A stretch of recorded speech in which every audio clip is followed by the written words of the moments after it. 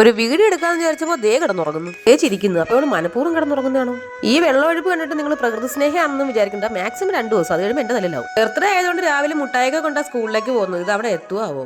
Birthday ചേട്ടന്റെ ആണെങ്കിലും പുതിയ ഉടുപ്പൊക്കെ ഇട്ട് സ്റ്റാർ ആയിട്ട് നിൽക്കുന്നത് നമ്മുടെ കുഞ്ഞിപ്പുഴുവാണ്. ഞങ്ങളുടെ വീട്ടിൽ ഒരു വർഷത്തിൽ 6 ബർത്ത്ഡേ ഉണ്ട്. ഇങ്ങനെ പോവുകയാണെങ്കിൽ സ്വന്തമായിട്ട് ഒരു ബേക്കറി വാങ്ങിക്കേണ്ടി വരുമെന്ന് കെട്ടിയോ.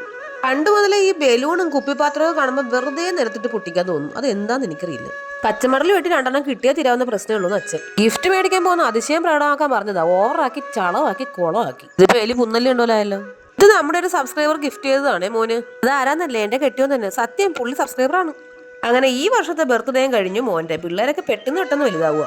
ഇതുകുട്ടിക്ക് കേക്കിനോടൊന്നും വലിയ താല്പര്യമില്ല. നല്ല ചിക്കനും ആയിരിക്കണമായിരുന്നു. അമ്മയുടെ പരിപ്പ് കറിയും പപ്പടവും പിന്നെ നല്ല സാലഡും. ചോറിന് ചിക്കൻ ഇല്ലാത്ത വിഷമം ഞങ്ങൾ 1 കിലോ തണ്ണിമത്തം മുറിച്ചങ്ങ് തീർത്തു. എന്റെ അമ്മ തണ്ണിമത്തന്റെ അഹം പെയിന്റ് അടിച്ച പോലെ ഇരിക്കുന്നു. എന്തൊരു കളറും, നല്ല കളറും നല്ല മധുരവും. ദൈവമേ, എന്റെ കിഡ്നിയൊക്കെ സേഫായിട്ട് കാത്തോളണേ.